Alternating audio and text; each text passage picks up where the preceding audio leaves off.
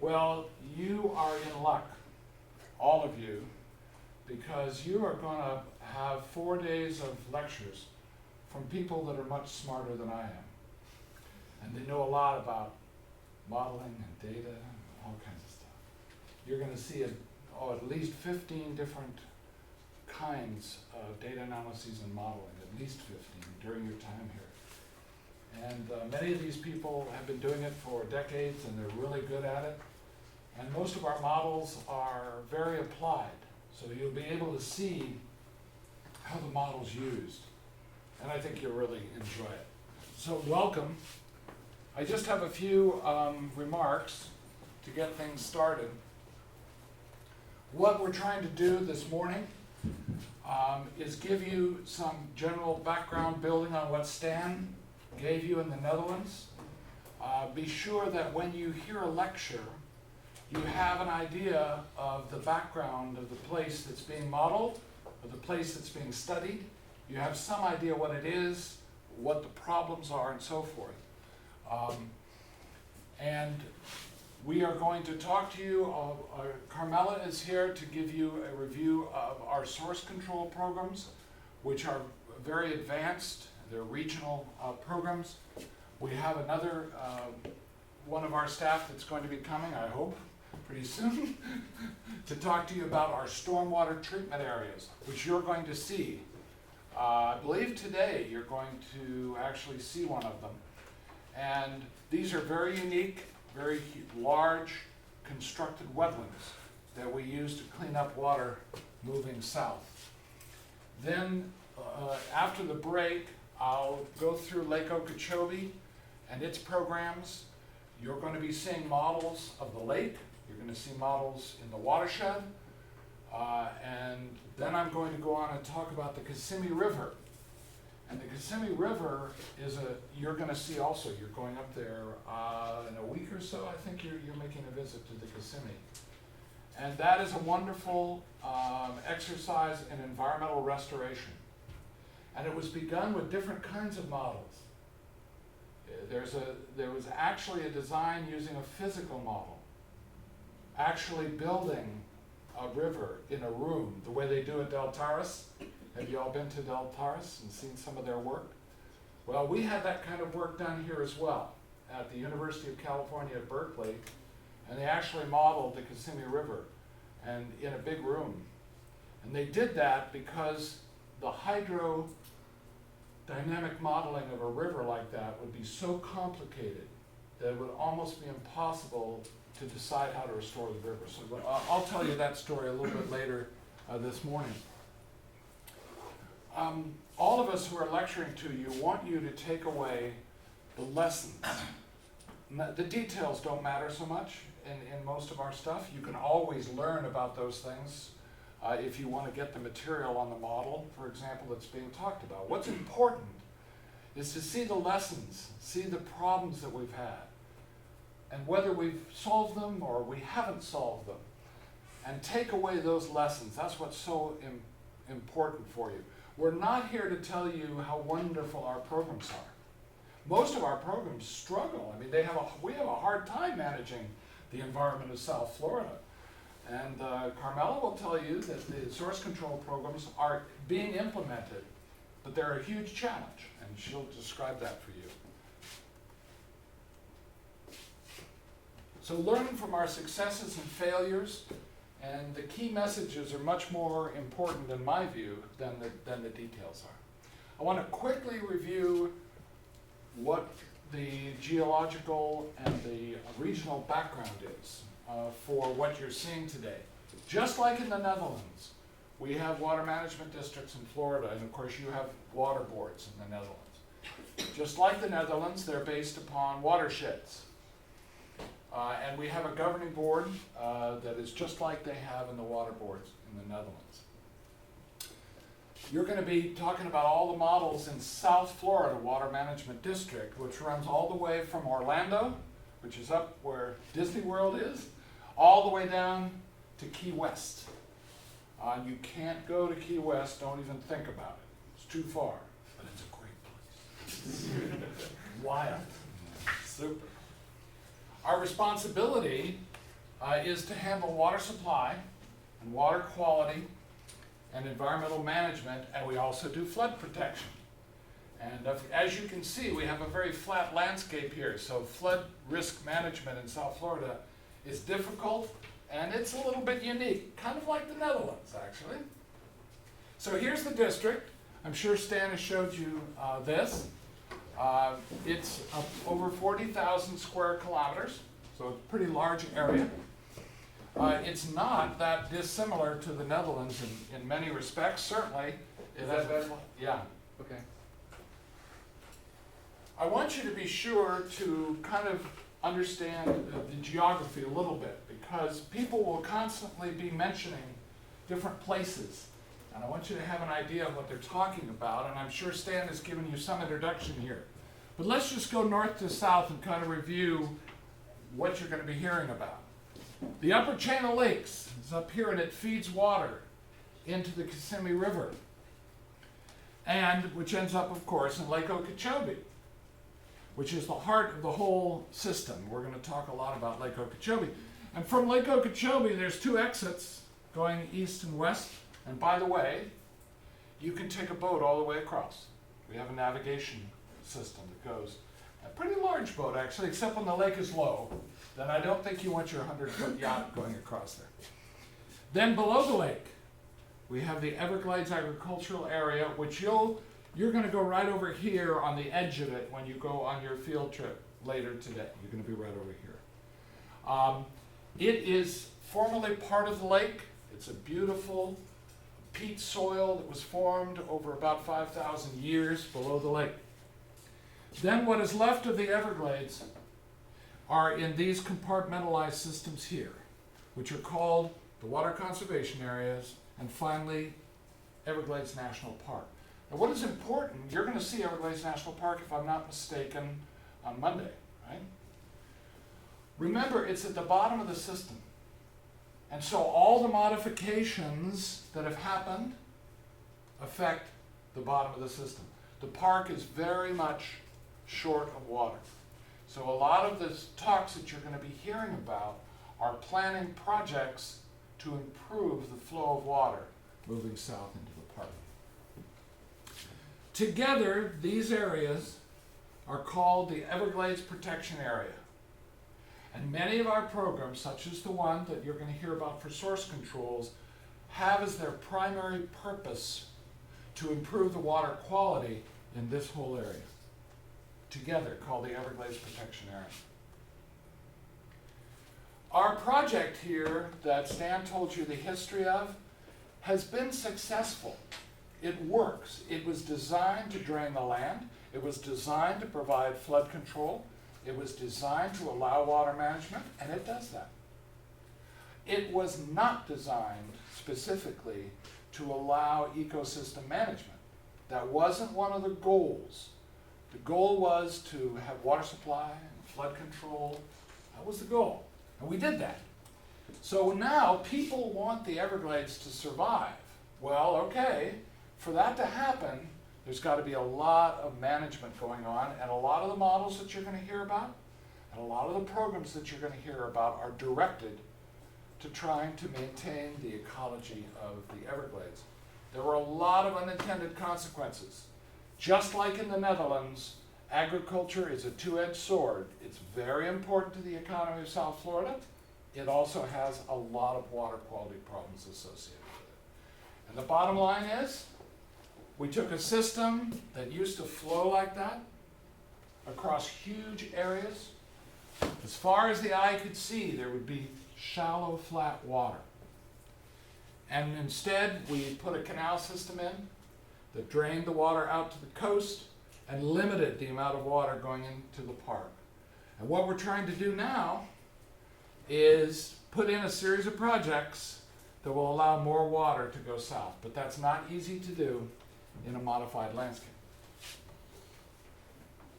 So this gives you an overview of an actual satellite image of this is the original system, this line here. And then look at the system that is left today. Okay, right down this middle. We've lost about half of the original Everglades ecosystem. Okay? But we're doing the best we can with what we have left. And there's the remnant Everglades. Now, it's important to understand that all of the models are being done for applied purposes. All the data analyses, all the source control programs are being done with specific purposes. And it gets a little bit confusing because just like in the Netherlands, the programs are being implemented for different levels of government, okay? And sometimes we are implementing them with several different people looking over our shoulder. That's not so easy. A lot of our projects involve regulations, such as source control programs, the building of public works, such as the stormwater treatment areas that you're going to be seeing today. Our goal is to meet standards, to get the projects done, to ensure public health and sustain the ecosystems. But it's not simple. Now, in terms of hydroinformatics, there's some really good news. Over the next week, you're going to see modeling done with huge amounts of data available in South Florida. Huge. We have hydrological data going back well over 40 years. And by the way, it's getting more and more available to where you can sit at your desk in Delft and pull up data from a structure right here very quickly. We're not quite there, but we're getting there very quickly. Now, I understand this has been canceled. I don't know why, but we're not going to have a policy discussion. But actually, that's a blessing because it gives you a little bit more flexibility. You're going to go out in the field, and then you need to have time to get cleaned up because we're going to a fancy law firm. Okay, it really is a fancy law firm. Gunster Yoakley is it's a national level law firm, and they've been nice enough to host a reception for you this evening. I believe it starts at 5:30, if I remember the flyer correctly. We had a little communication problem on that, but I think we're there. And that'll be a lot of fun, and it's just for you to meet people who are very interested in supporting this program and so forth. So I welcome you, and now we've got to get started with the first. That wasn't a lecture. That was just an introduction. So now, let me see. Oh, Carmela, how do I get it to work? Oh, there we go. Beautiful. Now I got to get the next one to open up. So what I do, right, is go down. Is this the one? Should. No. There. And then Perfect. go this bad boy. Yeah, perfect. Sorry guys, I'm not used to this machine. Let's see, how do you get a slideshow? Slideshow. You go right over Perfect. here and hit that bad thing. Okay, we're good. Okay. Yep, we got it. Woohoo. Okay. I'm not sure what happened to our second lecturer, but we'll just have to be flexible and figure out what to do about that. We've got plenty of material, so don't worry, we'll get it done. The programs that you're going to hear about first are two very important programs that were set in motion from the Everglades Forever Act. So I want to give you a little bit of background on that, and I think Stan introduced to you something about the importance of phosphorus in South Florida, right, as a nutrient? Yeah. Let's stand back a little bit. A lot of the modeling and technical work that you're going to see has water quality or water quantity are the two major drivers that all the models are all about. How to get the water right in terms of what's in it, and how to get the right amount of water. It is a regional problem because we have modified this whole region. We dug out the river. We put a levee around the lake. We put exits east and west from the lake. We can put a canal system in here. We completely altered the nature of South Florida. And as a result, you've got water quality problems all over the place. Hi, Delia. We'll get you going in a minute.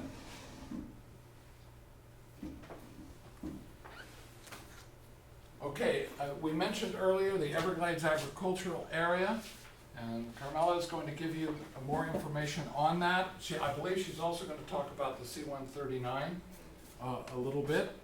And then here are the water conservation areas that we mentioned earlier, are all surrounded by levees, and the water can be controlled in each one of those. They're all marsh ecosystems.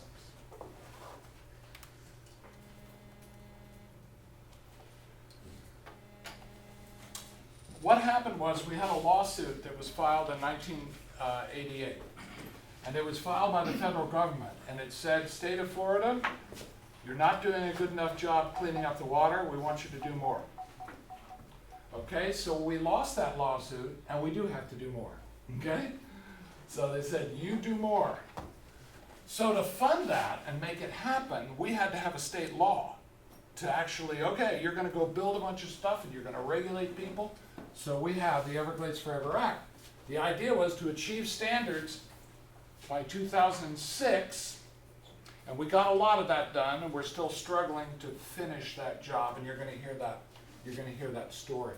But the bottom line is we want you to do source controls, which you're going to hear about next, and we want you to build large stormwater treatment areas to cleanse the water of phosphorus before moving it south.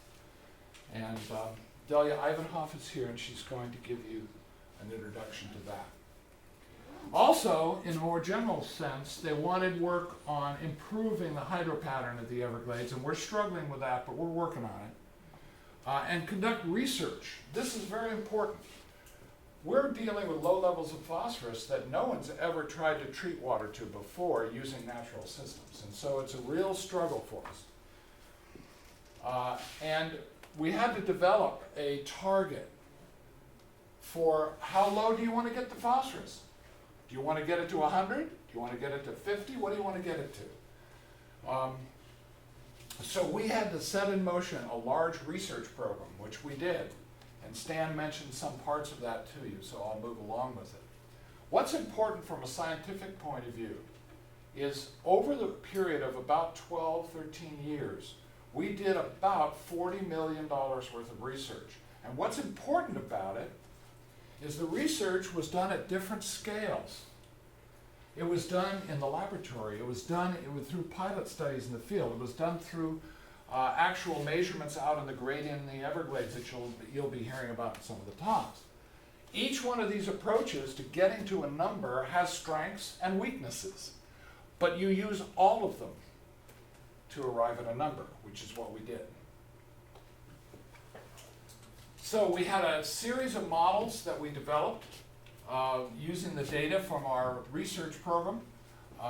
We had models that were relatively simple, such as the stormwater treatment areas model. We had models that were quite complex, very difficult to use, and some that were very simple, just based upon gradients out in the Everglades and using very simple equations. And one of the most important data sets that we had was data going down a gradient, going from the source of the pollution down into the pristine marsh. So you start out with disturbed, and you get healthier and healthier and healthier. And we use that data set to help us see. Here's an example of relatively good open water habitat and habitat that is affected by the growth of cattail. We used, this is part of our field studies, we used mesocosms. We also used a series of open water experimental programs. And when you have too much phosphorus, that's what you get. The cattail will be as tall as this room. And that you don't see that in the native Everglades. Anyway, I won't go into much detail here, but we used a whole series of different data sets and models to arrive at the threshold for phosphorus in the Everglades. So that brings me to my colleagues and letting them run with the ball to finish the story. So the first part of our requirements under the Everglades Forever Act were control phosphorus at the source. Then you do the best you can there, but then you need to have better treatment than that. So I want you to put the water through natural constructed wetlands and clean it even cleaner. And then eventually, I want you to get the hydro pattern correct and move that water south and make the whole thing work. So that's what we're trying to do.